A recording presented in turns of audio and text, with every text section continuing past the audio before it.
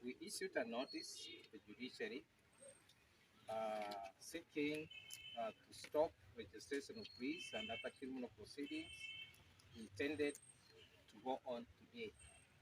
And as you note, since morning, the operations are paralyzed in court.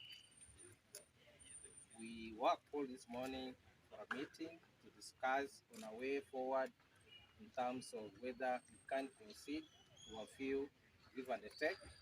But because of the interest of our membership who are not present here, we have not agreed, and we have left the boardroom where the judge and the judicial officers are seated to agree on the way forward. But on our part, we maintain the notice stands until issues raised have been addressed, because we do not think the police have the powers to challenge what the resolution of members did in terms of moving to serve a petition while we were not armed in any manner.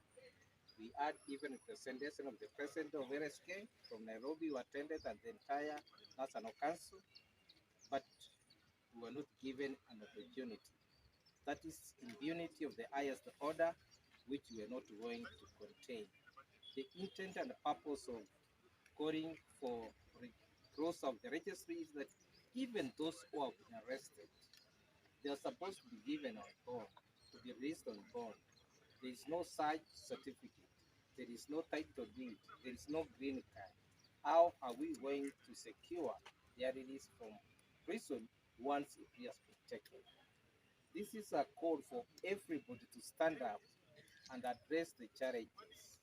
The judiciary cannot therefore say we are not part of it. You cannot entertain hooligans from outside, take advantage of mwananchi who is lamenting in prison or in the cell in the name that you have a constitutional mandate to operate as normal.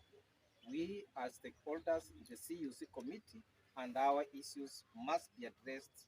We have nothing to do with anything, any over, unless the issues raised have been addressed. That's all.